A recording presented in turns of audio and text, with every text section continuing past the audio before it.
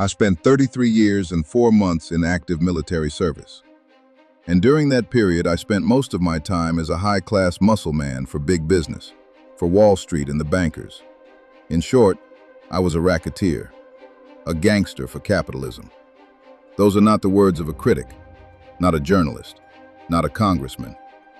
Those are the words of Major General Smedley Darlington Butler, United States Marine Corps, two-time Medal of Honor recipient.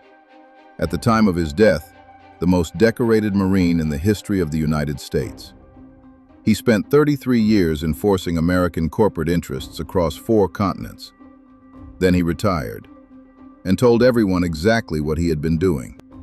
Smedley Darlington Butler was born in 1881 in Westchester, Pennsylvania.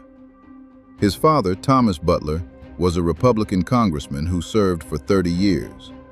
His family were Quakers, pacifists by tradition and by faith. At 16 years old, Smedley Butler lied about his age and enlisted in the Marines. He would spend the next 34 years under fire: the Spanish-American War, the Philippines, the Boxer Rebellion in China, Honduras, Nicaragua, Panama, Mexico, Haiti, the Dominican Republic, France during the First World War, China again in 1927. He was under fire more than 120 times. He received the Medal of Honor in 1914 at Veracruz, Mexico, leading his battalion through 2 days of street fighting. He received it again in 1915 in Haiti, personally leading the assault on Fort Riviere, a fortified stronghold, with a handful of Marines against a force of more than 200 Haitian soldiers. He is one of only 19 people in American history to receive the Medal of Honor twice. The fighting Quaker, the man who had spent 34 years at the sharp end of American power, and who eventually understood what he had been sharpening it for. If this story is hitting the way we think it is, hit the like button. It helps more people find Vault and Ruin. And this is exactly the kind of story more people need to hear. The interventions Butler participated in had official names: the Banana Wars, American Policy, Protecting Interests Abroad. Butler eventually gave them different names. Honduras, 1903. I helped make Honduras right for the American fruit companies. Nicaragua, 1909 to 1912. I helped purify Nicaragua for the International Banking House of Brown Brothers. Haiti, 1915. I helped make Haiti and Cuba a decent place for the National City Bank boys to collect revenues in. Mexico, 1914. I helped make Mexico, and especially Tampico, safe for American oil interests. China, 1927. I helped see to it that Standard Oil went on its way unmolested. Brown Brothers Banking, National City Bank, the institution that would become Citibank. Standard Oil, American Fruit Companies, United Fruit. The corporations that Vault and Ruin has covered across 26 previous videos. The same corporate networks, the same financial institutions, the same companies. Behind every American military intervention in Latin America and the Caribbean, a corporate client whose interests needed enforcing. And Smedley Butler was their enforcer. The Philippines was where it started. The United States acquired the Philippines from Spain in 1898 for $20 million, following the Spanish-American War.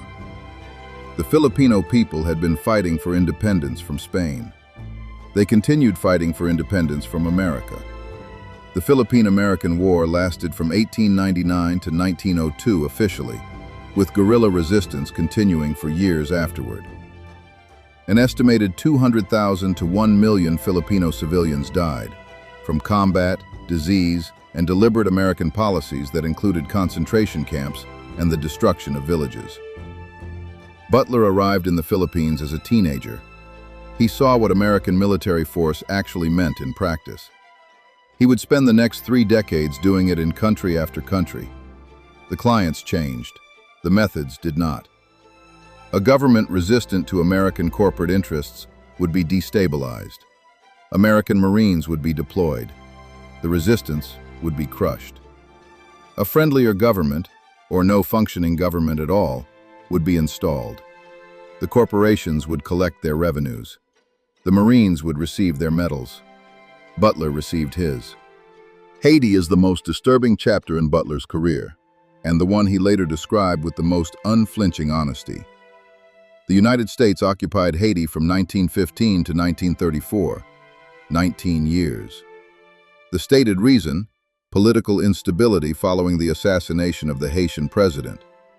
The actual reason: the National City Bank of New York had significant financial interests in Haiti and wanted American military protection for them.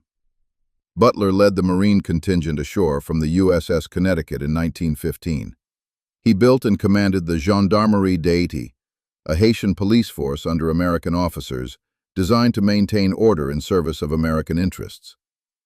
He also led the assault on Fort Riviere, a mountain stronghold held by the Quaker resistance fighters, Haitian peasants who were fighting the American occupation of their country. For storming Fort Riviere, Butler received his second Medal of Honor. He later said, "I was sent ashore to help protect American business interests." The Medal of Honor, for protecting the National City Bank's revenues. The decoration and the client in the same sentence. Butler retired from the Marines in 1931. The following year, something happened in Washington that crystallized everything he had been thinking. The Bonus Army. 43,000 World War I veterans and their families marched on Washington in the summer of 1932, demanding early payment of a bonus Congress had promised them for their service. They camped in Anacostia Flats across the Potomac from the Capitol. The Hoover administration ordered them removed. General Douglas MacArthur, with Major Dwight Eisenhower at his side, commanded the military response. Troops with fixed bayonets, tanks, tear gas. The veterans' camp set on fire. American veterans of the Great War, men who had fought in the trenches of France, driven from the national capital by the American military. Butler was furious. He had spent 34 years fighting alongside men like the Bonus Marchers.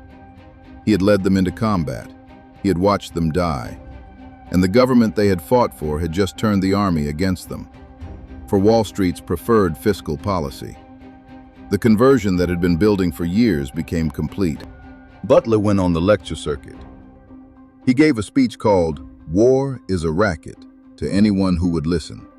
Veterans' halls, labor unions, churches, university auditoriums. War is a racket. It always has been. It is possibly the oldest, easily the most profitable, surely the most vicious. Out of war, a few people make enormous fortunes. He named the corporations. He named the banks. He named the interventions. I helped in the raping of half a dozen Central American republics for the benefit of Wall Street. Looking back on it, I might have given Al Capone a few hints. The best he could do was to operate his racket in 3 city districts. I operated on 3 continents. The comparison to Capone was not rhetorical. Butler meant it precisely. The difference between what Capone did in Chicago, using violence to enforce market control and protect the interests of those who paid him, and what Butler had done across 4 continents on behalf of Brown Brothers and Standard Oil and National City Bank, was scale and a uniform. The lectures became a pamphlet in 1935. War is a Racket sold widely. It was reviewed, it was discussed. Then it was largely forgotten by the people whose interests it threatened. In March 1933, Franklin Roosevelt was inaugurated.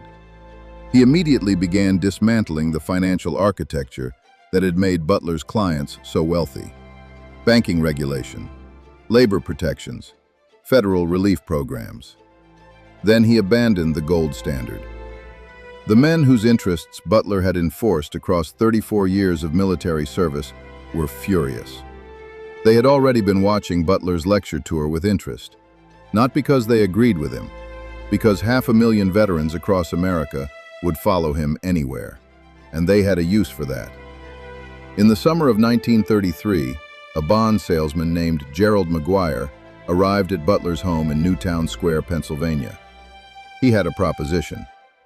Butler listened, and everything he had spent 2 years saying on the lecture circuit suddenly made complete and terrible sense. The same men, the same clients. Now, they didn't want a general to enforce their interests abroad. They wanted a general to enforce them at home, in Washington, at gunpoint. What McGuire proposed, and what Butler did about it, is video 28. Smedley Butler spent 34 years doing what he was told. Protecting oil interests in Mexico, banking interests in Haiti, fruit company interests in Honduras, Standard Oil in China. He was rewarded with 16 medals, 5 for heroism. 2 of them were the Medal of Honor. He was the most decorated Marine in American history. And when he finally understood what all of it had been for, he said so, out loud, to anyone who would listen. The best Al Capone could do was operate his racket in 3 city districts. I operated on 3 continents. He died in 1940 at the Philadelphia Naval Hospital. The pamphlet was filed. The corporations continued. The banks continued. The men who had been his clients were already making their next move. The vault gets richer. And somewhere, always somewhere, something else is burning. Subscribe to Vault and Ruin. We go where the money went.